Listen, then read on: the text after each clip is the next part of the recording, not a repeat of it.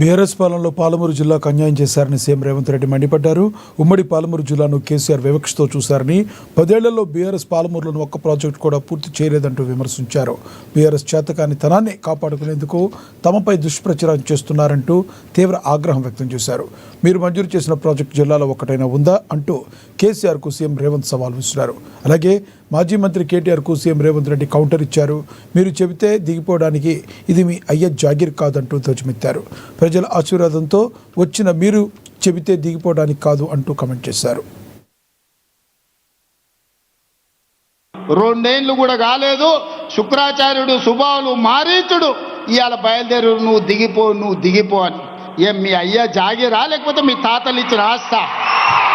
4 కోట్ల తెలంగాణ ప్రజలు కష్టపడితే నమ్మకంతో విశ్వాసంతో ఆశీర్వదించి అక్కడ కూర్చోబెట్టిను. నీ తాతలు ఇచ్చిన ఆస్తి కాదు నువ్వు అడిగితే చెప్తే దిగిపోవడానికి. మాకు తెలుసు ఎట్లా ఉండాలనో, 10 ఏళ్ళు పరిపాలన ఎట్లా చెయ్యాలనో, ప్రజా సమస్యలను ఎట్లా పరిష్కరించాలనో మాకు తెలుసు.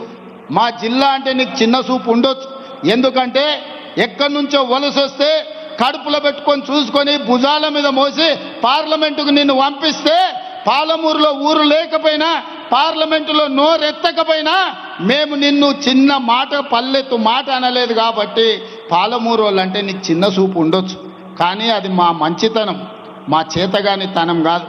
మాకు తెలుసు ఒకవేళ మా చేతగాని తనం అనే ఎవడైనా మమ్మల్ని చిన్న చూపు చూస్తే మా పాలమూరు పౌరుషం ఏందో, కర్రు కాల్చి ఎక్కడ వాత పెట్టాలనో మాకందరికీ తెలుసు. అందుకే ఇవాళ ఒక్క మాట సూటిగా ఈ వేదిక మీద నుంచి చెప్పదలుచుకున్నా. నువ్వు పడావ పెట్టిన ప్రాజెక్టులు, నువ్వు బడికి నిధులు ఇవ్వకపోవడాన్ని ఇవాళ సమస్యల్ని పరిష్కరించి ముందుకు వెళ్తున్నాం.